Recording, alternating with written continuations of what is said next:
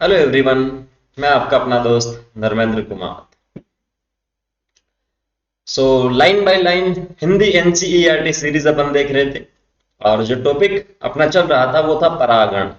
परागण के बारे में अपन ने दो लेसन डिस्कस कर लिए, काफी बड़ा है एनसीईआरटी के हिसाब से।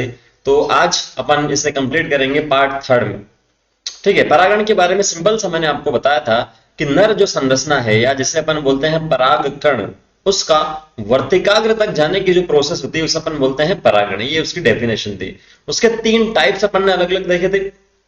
अब अपन इसके आगे का पार्ट डिस्कस करते हैं। तो आप लोग एनसीईआरटी लेके बैठिएगा, नोटबुक लेके बैठिएगा, कुछ इंपॉर्टेंट होगा तो वो आप नोट करते चलिएगा। ठीक है, अपन ने बात की थी स्व युग्मनज की, अपन ने बात किया स्व परागण की, अपन ने बात की थी स्व परागण, इसे अपन ऑटोगेमी बोलते हैं इंग्लिश में। जिसके अंदर अपन ने बात की कि जो पुष्प होता है वो एक ही होता है, मतलब पुष्प जो है उस पर नर और मादा संरचना दोनों होती है, या जिसे बोल सकते हैं उभयलिंगी या द्विलिंगी पुष्प। ठीक है, तो इसके अंदर क्या होगा, नर और मादा एक दूसरे के पास में होंगे तो बाहर का जो भी दूसरा परागकण आएगा वो यहाँ पर नहीं आएगा और ये खुद से ही परागण की प्रोसेस कर लेंगे। ठीक है, तो इसके अंदर कुछ डिफिकल्टीज आती है, मतलब बार बार ये जो प्रोसेस है चलती रहेगी कि मतलब जो ये है नर और मादा एक दूसरे के साथ में करते रहेंगे प्रोसेस, परागण की प्रोसेस करते रहेंगे और आगे जो है चलता रहेगा। तो बार बार ऐसी प्रोसेस चलती रहेगी तो उसके अंदर क्या होगा, उसके अंदर यहाँ पर हो जाएगा इनब्रीडिंग डिप्रेशन। ठीक है, इनब्रीडिंग क्या हो जाएगा, डिप्रेशन, एक प्रकार का डिप्रेशन जैसे अपन बोलते हैं। मतलब यहाँ जो लक्षण है, जो अच्छे लक्षण है उसकी कमी आने लग जाएगी, इसकी जो उत्पादकता है वो यहाँ पर घटने लग जाएगी। तो इसी प्रोसेस से बचने के लिए एक युक्ति अपन यूज में लेते हैं जिसे अपन बोलते हैं बही प्रजनन युक्तियां। बही प्रजनन युक्तियां, अब ये जो बही प्रजनन युक्तियां हैं ये प्राकृतिक भी हो सकती है और कृत्रिम भी हो सकती है। प्राकृतिक का मतलब प्रकृति ने खुद से अपना ली है बही प्रजनन की युक्तियां, और कृत्रिम का मतलब अपन उसे करवा रहे हैं अच्छे उत्पाद के लिए, अच्छे लक्षणों के लिए। ठीक है, तो वही आज के टॉपिक से अपन वहीं से अपन स्टार्ट करेंगे बही प्रजनन युक्तियां से। अधिकतर पुष्पीय पादप उभयलिंगी पुष्पों, जैसा अभी मैंने आपको बताया, एवं पराग कणों को उत्पन्न करते हैं जो बहुत हद तक उसी पुष्प के वर्तिकाग्र के संपर्क में आते हैं। ठीक है, द्विलिंगी या उभयलिंगी की अपन ने बात कर ली तो सेम सी होगा। निरंतर स्व परागण के फल स्वरूप प्रजनन में अंत्य प्रजनन अवनमन होता है, या जो डिप्रेशन मैंने आपको बताया था, अवनमन का मतलब कमी हो जाएगा। अंत्य प्रजनन का मतलब बार बार उसी से हो रहा है, और अवनमन का मतलब क्या हो जाएगा, कमी हो जाएगा, जिससे उसके जो वांछित लक्षण है वो अपने को नहीं मिलेंगे। पुष्पीय पादपों ने बहुत सारे ऐसे साधन या उपाय विकसित कर लिए हैं जो स्व परागण को हतोत्साहित एवं पर परागण को प्रोत्साहित करते हैं। तो जो दो प्रकार मैंने आपको बताया था बहिर् प्रजनन में, एक अपने पास कौन सा था, प्राकृतिक था, एनसीईआरटी में ऐसा डायरेक्ट नहीं लिखा लेकिन आप नोट्स में या एनसीईआरटी में साइट से लिख सकते हैं, और दूसरा होता है कृत्रिम। तो प्राकृतिक का मतलब पुष्पीय पादपों ने खुद से अपना लिए, विकसित उसे किए। ठीक है, तो बहुत सारे ऐसे साधन या उपाय विकसित किए जो स्व परागण को क्या करते हैं, हतोत्साहित करते हैं। स्व परागण को मतलब खुद से जो परागण हो रहा है उसे रोकेंगे, जबकि पर परागण को क्या करेंगे, प्रोत्साहित करेंगे, उसे बढ़ावा यहाँ पर देंगे जिससे अच्छे लक्षण, वांछित लक्षण मिले। कुछ प्रजातियों में पराग अवमुक्ति एवं वर्तिकाग्र ग्राहिता समकालिक नहीं होती है। ठीक है, मतलब पराग अवमुक्ति का मतलब क्या होगा, जो पराग कोश था यहाँ से जो परागकण निकलता है वो पराग अवमुक्ति कहलाता है। और वर्तिकाग्र की ग्राहिता मतलब जो फीमेल जो था, इस प्रकार से अंडक की संरचना अपन ने बात की थी ये, तो ये वर्तिकाग्र है, मतलब ये जो है विकसित हुई है या नहीं हुई है परागकण को लेने के लिए, क्या सक्षम है या नहीं है। तो वर्तिकाग्र जो ग्राहिता मतलब ग्रहण करने की जो क्षमता है वो अगर समान समय पर नहीं हुआ तो परागकण अगर रिलीज भी हो गया यहाँ से और ये वर्तिकाग्र में मैच्योर नहीं हो, विकसित नहीं हो, तो क्या परागण की प्रोसेस हो पाएगी, क्या नहीं हो पाएगी, क्योंकि आगे पराग नली यहाँ पर नहीं बनेगी। ठीक है, तो जो प्रजातियां हैं ये एक प्रकार का क्या है, ये प्राकृतिक मेथड है जिसमें अपन क्या कर रहे हैं, बहिर्प्रजनन करवा रहे हैं, अंत्य प्रजनन को अपन रोक रहे हैं। बहिर्प्रजनन क्यों, वापस से समझा देता हूं कि पुष्प जो है वो क्या है, उभयलिंगी है या द्विलिंगी है, तो ये चाहेगा तो क्या करेगा, खुद से परागण कर लेगा। लेकिन होता क्या है कि या तो जो नर संरचना है या जो मादा संरचना है, दोनों का जो विकास होगा वो अलग अलग समय पर होगा और अलग अलग होगा, तो ये स्व परागण यहाँ पर नहीं कर पाएंगे। ठीक है, तो वही यहां पर लिखा है बहिर्प्रजनन युक्ति है, ये नेचुरल है, प्राकृतिक है। तो नहीं होती या वर्तिकाग्र के तैयार होने से पहले ही पराग अवमुक्त कर दिया जाता है, या फिर परागों के जड़ने से काफी पहले ही वर्तिकाग्र ग्राह्य बन जाता है। ठीक है, तो ये अलग अलग समय पर विकसित होता है, कहने का तात्पर्य इतना सही है। ये पहला पॉइंट हो गया। कुछ प्रजातियों में परागकोश एवं वर्तिकाग्र विभिन्न स्थानों पर अवस्थित होते हैं, मतलब अलग अलग जगह पर स्थित होते हैं नर और मादा जो है, जिससे उसी पादप के में पराग वर्तिकाग्र के संपर्क में नहीं आता है। पादप की बात हो रही, पुष्प की बात नहीं हो रही। तो ये पादप है, अगर सपोज कर लो तो यहाँ पर हो सकता है इस वाले पुष्प में आपके पास जो नर संरचना थी वो थी, इस वाले पुष्प में यहाँ पर मादा जो थी वो यहाँ पर है, तो ये दूर दूर हो गए, अलग अलग स्थान है, तो ये भी एक दूसरे के संपर्क में नहीं आएंगे। तो दूसरा ये हो गया। तो पहला पॉइंट अपने पास क्या था कि जो समकालिकता है वो आप नोट करते चलेंगे, समकालिकता नहीं होगी। दूसरा दूरी होगी नर और मादा संरचना में। तीसरे में चलते हैं आगे, दोनों ही युक्तियां स्वयुग्मन रोकती है। अंतः प्रजनन रोकने का तीसरा साधन है स्व असामंजस्य। इंपॉर्टेंट है, स्व असामंजस्य। यह एक वंशानुगत प्रक्रम है, मतलब ये पीढ़ी दर पीढ़ी चलता रहता है, तथा स्वपरागण रोकने का उपाय है। अब है क्या ये एक्चुअल में? उसी पुष्प या उसी पादप के अन्य पुष्प से जहां बीजांड के निषेचन को, पराग अंकुरण या स्त्री के असर में पराग नलिका वृद्धि को रोका जाता है। ठीक है, स्व असामंजस्य मतलब खुद से ही वो असामंजस्य की स्थिति में आ गया कि बोले इसकी ग्रोथ करवाया नहीं करवाया, वो ग्रोथ जो पराग नलिका है उसकी वृद्धि को एक तरह से रोक देता है। तो ये वंशानुगत प्रक्रम है। उसी पुष्प या उसी पादप के अन्य पुष्प से, मतलब या तो पुष्प सेम हो गया, द्विलिंगी की बात कर रहे हैं, या जो पादप है एक जगह से दूसरे जगह, जैसे एक पुष्प ये था और दूसरा यहां पर है। ठीक है, तो बीजांड के निषेचन को पराग अंकुरण या स्त्री के असर में पराग नलिका की वृद्धि को रोका जाता है। तो इस प्रकार से ये डायग्राम था अपना, वर्तिकाग्र सबसे ऊपर वाला पार्ट था, फिर वर्तिका और सबसे लास्ट में क्या था, अंडाशय था। तो यहाँ जो परागकण है उसकी वृद्धि को क्या होगा, रोका जाएगा। स्वपरागण को रोकने के लिए अन्य साधन है एक लिंगीय पुष्पों का उत्पादन। अब ये तो द्विलिंगी की अपन ने बात की, मतलब नर और मादा दोनों क्या होता है, एक में ही होते हैं। अगर मैं बोल दूं कि नर वाला जो पार्ट है वो अलग है और जो मादा वाला है वो अलग पुष्प में है, तो क्या यहाँ पर स्वपरागण हो सकता है? क्या नहीं हो सकता, बिल्कुल।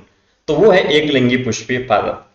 तो अगर एक ही पौधे पर नर एवं मादा दोनों ही पुष्प उपलब्ध हो, जैसे अरंड, मक्का, यह स्वपरागण को रोकता है, ना कि सजात पुष्पी परागण को। तो कुछ ऐसे पुष्प हैं जो उभयलिंगी होते हुए भी क्या करते हैं, स्वपरागण को रोकते हैं। हाईलाइट किया, इसका मतलब बहुत ज्यादा इंपॉर्टेंट है, 3 स्टार यहां पर लगा लीजिए, अरंड और मक्का जो एग्जाम्पल लिखा है वो।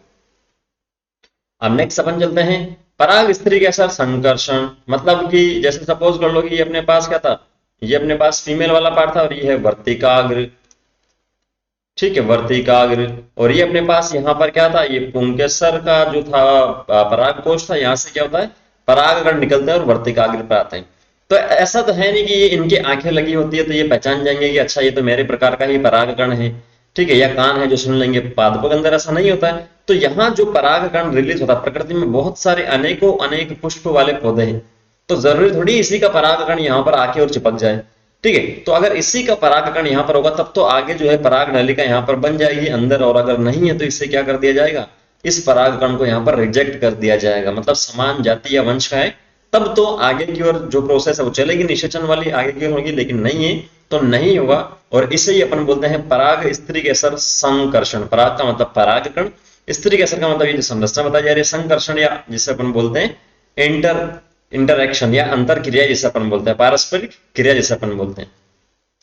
तो परागण बिल्कुल सही प्रकार के परागकणों का स्थानांतरण सुनिश्चित नहीं कराता है। परागण एक प्रोसेस है कि परागकण का वर्तिकाग्र तक जाना, लेकिन वो परागकण कौन से प्रकार के हैं वो अपने को पता नहीं है। ठीक है, तो ये सुनिश्चित नहीं करता है कि सही प्रकार के परागकण ही जाएं। ठीक उसी प्रजाति का सुयोग्य पराग वर्तिकाग्र तक पहुंचे। प्राय गलत प्रकार के पराग भी उसी वर्तिकाग्र पर आ पड़ते हैं, जैसा अभी मैंने आपको बताया वर्तिकाग्र था। ठीक है, और यहां अगर गलत प्रकार का आ जाएगा परागकण जिसमें ये या तो उसी पादप से होते हैं या फिर अन्य पादप से होते हैं, यदि वे स्वपरागण के अयोग्य हैं, ठीक है, तो स्वपरागण अगर नहीं होता है तब वो एक ही पादप से होंगे, और अगर नहीं है तो दूसरे पादप से हो सकते हैं। स्त्री के असर में यह जो संरचना यहाँ पर बताई जा रही है उसमें यह सही क्षमता होती है कि वे पराग को पहचान सके कि ये उसी वर्ग के सही प्रकार का पराग है या फिर गलत प्रकार का। तो ये सही है या गलत है, तो ये स्त्री के असर वाली जो संरचना है वो पहचान सकती है। ठीक है, यदि पराग सही प्रकार का होता तब तो स्त्री के असर उसे स्वीकार कर लेती है, और नहीं होता तो क्या होता है, परागण पश्च घटना के लिए प्रोत्साहित करता है। अच्छा होता है तो परागण पश्च घटनाओं के लिए प्रोत्साहित करता है जो निषेचन की ओर बढ़ता है, और अगर गलत प्रकार का होता तो स्त्री के असर वर्तिकाग्र पर पराग अंकुरण या वर्तिका में पराग नलिका वृद्धि रोककर पराग को क्या कर देता है, अस्वीकार कर देता है। तो इजी है, इसके अंदर ज्यादा कुछ नहीं। एक स्त्री केसर द्वारा पराग के पहचानने की से क्षमता उसकी स्वीकृति या अस्वीकृति द्वारा अनुपालित होती है, जो पराग कणों एवं स्त्री केसर के बीच निरंतर संवाद का परिणाम है। तो ये एक प्रकार की रासायनिक अभिक्रिया है, केमिकल प्रोसेस है। कोई संवाद का मतलब ये नहीं कि उनके बीच में बातचीत होती है, केमिकल प्रोसेस है, केमिकल से एक दूसरे को पहचानते हैं, उसकी बाहर की जो सरफेस है, वर्तिकाग्र की जो सरफेस है, परागकण की जो सरफेस है, उसके हिसाब से इस संवाद की मध्यस्थता स्त्री केसर और पराग के रासायनिक घटकों के संकर्षण के कारण होता है, बता दिया मैंने, केमिकल्स की वजह से होता है। अभी हाल ही में कुछ वनस्पति वैज्ञानिकों ने स्त्री केसर एवं पराग के घटकों को पहचाना है तथा उनके बीच संकर्षण की स्वीकृति या अस्वीकृति के अनुपालन से जाना जाता है। ठीक है, समझ में आ रहा होगा? अरे हाँ या ना लिख देना, आ रहा या नहीं आ रहा, नीट की कसम होगी। किसकी कसम? नीट की कसम। अगर नहीं आ रहा तो बताओगे और आ रहा तो भी बताओगे, और नहीं बताया तो नीट की कसम है भाई, सब मुझे नहीं पता फिर, क्योंकि इंडिया में कसमें चलती है। जैसा कि पहले बताया जा चुका है, सुयोग्य परागण के अनुपालन में परागकण वर्तिकाग्र पर जनित होते हैं ताकि एक जनन छिद्र के माध्यम से एक पराग नलिका उत्पन्न होती है। तो इसके अंदर कुछ इस प्रकार से ये बोलना चाह रहा है कि जैसा कि पहले बताया जा चुका, मतलब पहले अपन ने डिस्कस किया इसे, इस प्रकार से वर्तिकाग्र, वर्तिका और ये क्या था, अंडाशय था, जिसके अंदर क्या था, बीजांड था। ये अंडाशय था और उसके अंदर क्या था, बीजांड था, जिसकी संरचना अपन ने देखी थी। तो अगर परागकण सही प्रकार का है, यहां पर आ गया है, तब तो क्या होगा, ये वर्तिकाग्र यहां पर अंदर एक नली बनाना स्टार्ट करेगा, जिसे अपन बोलते हैं पराग नली। डायग्राम सभी समझेंगे चित्र से। पराग नलिका वर्तिकाग्र तथा वर्तिका के उत्तकों के माध्यम से वृद्धि करती है तथा अंडाशय तक पहुंचती है। तो ये वृद्धि करती करती करती कहां पहुंच जाएगी, इस अंडाशय का जो बीजांड है वहां तक पहुंच जाएगी। आप याद करें कि कुछ पादपों में परागण दो कोशिका की स्थिति में एक कायिक तथा दूसरी जनन कोशिका में जड़ता है। बिल्कुल हमें याद है सर, इस प्रकार से बताया था, दो कोशिका होती है, एक बड़ी होती है और दूसरी छोटी होती है। तो पहली जो कायिक है और दूसरी कौन सी होती है, जनन कोशिका होती है। तो दो कोशिका की अवस्था में जड़ता है और बाकी में क्या होता है, तीन कोशिकाओं में जड़ता है। तो याद होगा, मैं आपसे ये उम्मीद करता हूं। ठीक है, तो ये डायग्राम देखो, परागकणों का वर्तिकाग्र पर अंकुरण, ये देखो यहाँ पर जो ए है, वैसे डायग्राम नहीं पूछेगा नीट के अंदर, कलरफुल डायग्राम है। तो ये सपोज कर लो ये परागकण है और ये वर्तिकाग्र जो बड़ी सी बताई जा रही है वर्तिकाग्र है, यहाँ पर अंकुरण इनका हो रहा है। बे के अंदर क्या लिखा है, वर्तिका में पराग नलिकाओं की वृद्धि। तो ये वर्तिका कुछ इस प्रकार से होती है, ये वर्तिकाग्र था और जो बीच वाला सिलेंड्रिकल संरचना थी ये क्या है, वर्तिका था। तो इसके अंदर सॉरी जो पराग नली है उसकी यहाँ पर वृद्धि हो रही है। तो ये बीच में से पार्ट अपने को बताया जाए इस प्रकार से, तो ये भी नहीं पूछेगा नीट के अंदर, हाँ लेकिन से इंपॉर्टेंट है। ठीक है, स्त्री केसर के अनुप्रस्थ या लंब काट में पराग नलिका की वृद्धि दिख रही है। तो यहाँ ये सबसे ऊपर वाला पार्ट क्या था, वर्तिकाग्र। ये जो सिलेंड्रिकल पार्ट है ये क्या है, लंबा सा जो पार्ट था वर्तिका, और ये जो है ये फूला हुआ पार्ट ये क्या है, अंडाशय। तो सबसे ऊपर अपने को दिख रहा है ये हो गया परागकण, लिख लेना भाई साहब, परागकण। ठीक है, तो ये परागकण आ रहे हैं, इसकी वृद्धि यहाँ पर हो रही है और वृद्धि होने के बाद में अंदर की ओर ये जो नलिका निकल रही है उसे अपन क्या बोलते हैं, परागकण नलिका या पराग नलिका। बाकी उसके बाद में जो बीजांड वगैरह है उसकी संरचना अपने को यहाँ अंदर बता रखी है, तो बता देते हैं, क्या दिक्कत है। ठीक है, तो अंदर की ओर ये संरचना अपन ने पहले भी एनसीईआरटी में डिस्कस कर रखी है। प्रतिव्यासांत 7 कोशिकीय और 8 केंद्रक वाली स्थिति बताई थी, 8 केंद्रक 7 सेल्ड 8 न्यूक्लियोटाइड बताया था, जिसमें समसूत्री विभाजन होता है 1 से 2, 2 से 4, 4 से 8 होता है, तो वो बन जाती है। तो ये डायग्राम अपन ने देखा था, प्रतिव्यासांत होती है 3 कोशिका। ठीक है, और ये अपने पास अंड उपकरण होता है जिसके अंदर 2 सहायक कोशिका होती है, 1 अंड कोशिका होती है और 2 ध्रुवीय केंद्रक होते हैं। तो ये अपन ने देखा था। तो यहाँ इंपॉर्टेंट बात यह है कि जो पराग नलिका है वो कहां से एंटर हो रही है, तो वो यहां से अपने पास एंटर हो रही है इस वाले अंड उपकरण की ओर से, बीजांड द्वार जिसे अपन बोल सकते हैं। ठीक है, सॉरी अंड उपकरण से ही अपन इसे बोलेंगे, थ्योरी अभी देखते हैं, वहां पर सब कुछ अपने को समझ में आएगा डायग्राम से। तो से हो गया, दे अपने पास लिखा एक अंड समुच्चय के वृहद दृश्य पटल पर एक सहायक कोशिका के तंतु में इस समुच्चय से पराग नलिका का प्रवेश दिखा रहा है। तो ये जो है तंतु रूप उपकरण था, सहायक कोशिका थी नीचे की ओर, ये अंड कोशिका यहाँ पर, तो नीचे की ओर से क्या रहे पराग जो नलिका है वो यहाँ से एंटर हो रही है, जिसके अंदर क्या है युग्मक अपने को बताए जा रहे हैं। ये देखो ये नर युग्मक बताए जा रहे हैं यहाँ पर। ठीक है, और ई ये जो डायग्राम है, ये तो है ही नहीं इसके अंदर, दे के बाद में ये डायग्राम है, ठीक है। एक सहायक कोशिका में नर युग्मक का स्खलन एवं शुक्राणु की गतिशीलता, जो एक अंडे में तथा दूसरी केंद्रीय कोशिका होता था। ये जो युग्मक है वो आ गए, उसके बाद में क्या हुआ, युग्मक मादा युग्मक के साथ जुड़ने की कोशिश करेंगे, तो मादा युग्मक के साथ जुड़ने की कोशिश करेंगे, तो एक जो युग्मक है वो तो अंड कोशिका की ओर जा रहा है, और दूसरा जो युग्मक होगा वो जाएगा ध्रुवीय केंद्रक की ओर, ठीक है। क्योंकि ये जो है अंड कोशिका एन है, ध्रुवीय जो है वो एन प्लस एन होता है, ठीक है। द्विगुणित बाद में होता है, एन प्लस एन ही होता है। तो अब अपन देखते हैं आगे की ओर, ये आपको ध्यान में रखना है, नहीं रखोगे तो द्विनिषेचन वाला पॉइंट समझ में नहीं आएगा। क्योंकि ये स्ट्रक्चर जो पहले वाले लेसन में देखी थी, ये जो संरचना अपन ने देखी थी, अगर ये याद नहीं है आपको, ये आपको समझ में नहीं आई है, ये बिल्कुल रिवीजन आपने नहीं किया, तो द्विनिषेचन तो समझ में आना पॉसिबल नहीं। साफ सब शब्दों में बोल रहा हूं मैं, ठीक है। इस प्रकार के पादपों में जनक कोशिका विभाजित होती है। अब जो दो प्रकार की कोशिका अपन ने देखी थी, एक तो कायिक कोशिका होती है और दूसरी कौन सी होती है, जनक कोशिका।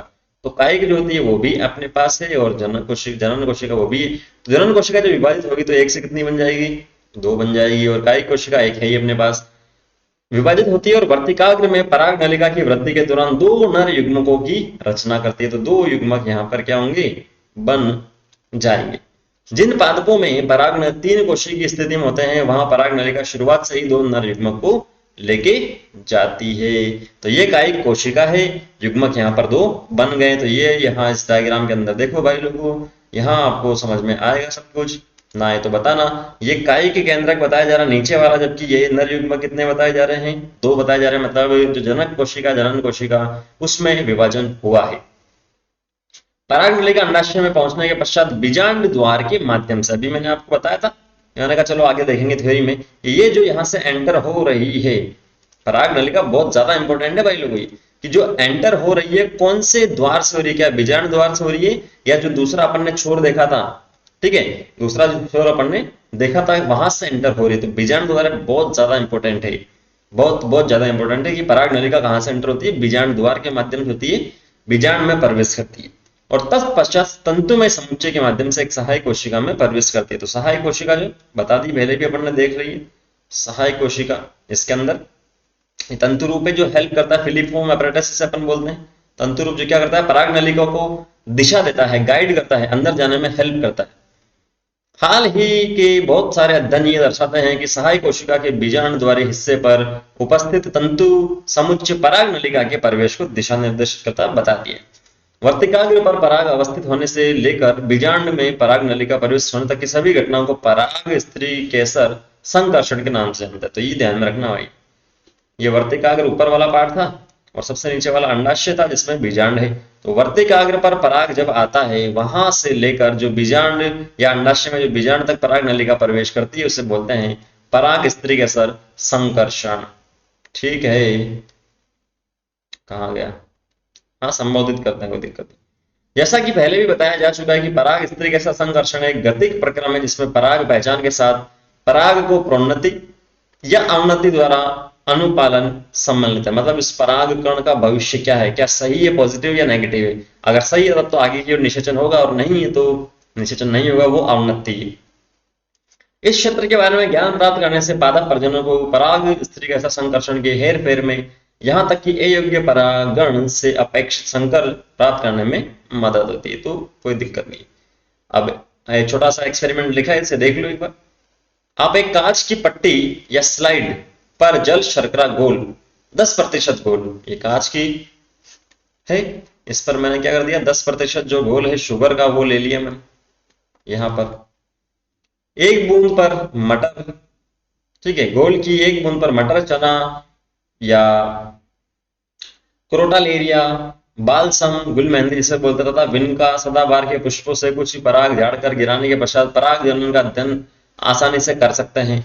स्लाइड पर रखने के 15 से 20 मिनट के बाद स्लाइड को कम शक्ति लो पावर के लेंस वाले सूक्ष्मदर्शी यंत्र पर रखकर अवलोकित करें। बहुत संभव या परागकणों की निकलती हुई पराग नलिकाओं को देख पाए। तो अगर आपके पास से सूक्ष्मदर्शी तब कीजिए, नहीं तो टाइम वेस्ट करने की कोई जरूरत नहीं है। जैसा कि आप अध्याय 9 में पादप जनन के बारे में पढ़ेंगे, आगे बात समझ में, अध्याय 9 में पढ़ेंगे, मतलब यहाँ से रिलेटेड है वो, वापस इसके बारे में कुछ ना कुछ टॉपिक आएगा, इसलिए बोलता हूँ रिलेट करके पढ़ो। पढ़ेंगे कि एक प्रजनक भिन्न प्रजाति के संकरण क्रॉसिंग में अथवा वाणिज्यिक रूप से सर्वोत्तम श्रेणी के अपेक्षित विशिष्टता वाले जनक संपाक में रुचि रखते हैं। तो परजनक की जो अपन बात करें, अगर समान प्रकार का है या सेम है तब तो कोई दिक्कत ही नहीं। लेकिन आजकल मार्केट में ट्रेंड ये है कि जो अलग अलग है असमान प्रकार के, उनके बीच में भी संकरण कराया जाता है।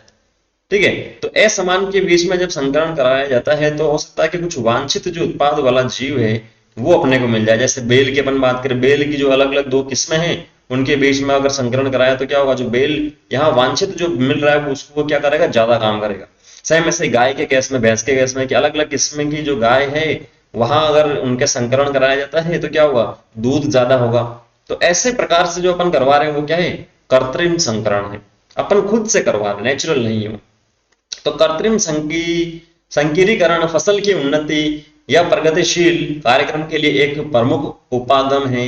इस प्रकार के संकरण प्रयोगों हेतु यह सुनिश्चित करना महत्वपूर्ण है कि केवल अपेक्षित परागों का उपयोग परागण के लिए किया जाए तथा वर्तिकाग्र को संदूषण या अनापेक्षित परागों से बचाया जाए। तो ये सिंपल सा है। ये उपलब्धि केवल बोरा वस्त्र तकनीक या बेगिंग तकनीक अथवा पुंसन। बेगिंग तकनीक क्या होती है पता है किसी को? देखते हैं अभी, कोई दिक्कत नहीं, देखते हैं, जेनेटिक्स में वापस आएगा लेकिन अभी मैं आपको बता देता हूँ बेगिंग क्या होती है। जैसे अभी मैंने बात की कि कोई भी पुष्प है तो वो क्या है, द्विलिंगी है, इस प्रकार से ये मादा है और ये नर है। तो अगर मुझे स्वयुग्मन यहाँ पर रोकना है, अंत्य निषेचन मुझे रोकना है, तो मैं क्या करूंगा, या तो मादा वाला जो पार्ट है इसे, या जो नर वाला पार्ट है इसे मैं किसी बैग से या पॉलीथीन से कवर कर लूंगा। तो इसे अपन बोलते हैं बैगिंग, मतलब कवर करने की जो घटना होती है उसे अपन, प्रोसेस होती है उसे अपन बोलते हैं बैगिंग। तो इस मादा वाले पार्ट को अगर मैं ऐसा कवर कर लूंगा तो ये जो नर वाला पार्ट है यहाँ पर आ पाएगा क्या, नहीं आ पाएगा। या नर वाले को मैं कवर कर लेता हूं तो भी नहीं आ पाएगा। इसे अपन बोलते हैं बैगिंग या बोरा वस्त्रण, मतलब बोरी से आप कवर कर देंगे। दूसरा शब्द जो यूज में लेते हैं वो है विपुंसन। विपुंसन, अब मुझे अंत्य निषेचन रोकना है, यहाँ पर स्वपरागण रोकना है, तो मैं क्या करूंगा, जो नर वाला पार्ट है इसे यहाँ से काट दूंगा कैंची से और इसे हटा दूंगा। तो हटा दूंगा तो क्या होगा, अब ना रहेगा नर वाला परागकोश और ना बनेंगे परागकण और ना ही होगा जो प्रोसेस है परागण की वो। दूसरा अपन बोलते हैं विपुंसन। वी का मतलब हटाना, पुंसन का मतलब नर वाला पार्ट है वो। तो अब देखते हैं क्या लिखा है एनसीईआरटी में। यदि कोई मादा जनक द्विलिंगी पुष्प धारण करता है, मतलब उभयलिंगी है, तभी तो ये प्रोसेस करेंगे, है कि नहीं। अगर ये पुष्प में केवल मादा ही है तब तो मुझे यहाँ से जो नर था उसे काटने की जरूरत नहीं है, क्योंकि क्या है, केवल मादा ही है, इस वाले पार्ट में नर का रोल ही नहीं है। तो ये द्विलिंगी पुष्प धारण जो करता है उसके लिए है। तो पराग के परिस्फुटन से पहले पुष्प कलिका से पराग कोश के निष्कासन हेतु एक जोड़ा चिमटी का इस्तेमाल आवश्यक होता है। इस चरण को विपुंसन के रूप में संदर्भित किया जाता है। ठीक है, तो चिमटी है, उससे यहां से अपन पराग कोश जो है उसे निष्कासन कर देंगे, हटा देंगे, उसे अपन बोलते हैं विपुंसन। विपुंसित पुष्पों को उपयुक्त आकार की थैली से आवृत किया जाना चाहिए, जो सामान्य बटर पेपर या पतला कागज हो सकता है की बनी होती है, ताकि इसके वर्तिकाग्र को अवांछित परागों से बचाया जा सके। तो यहाँ जो इसे तो हटा दिया, लेकिन इसे भी अपन क्या कर रहे हैं, कवर कर रहे हैं, जिससे अवांछित जो है परागकण वो इसके ऊपर ना आए। और इसे अपन बोलते हैं बैगिंग या बोरा वस्त्रावरण। मेंडल ने भी इसे काम में लिया था, जेनेटिक्स में इसे वापस से बताऊंगा।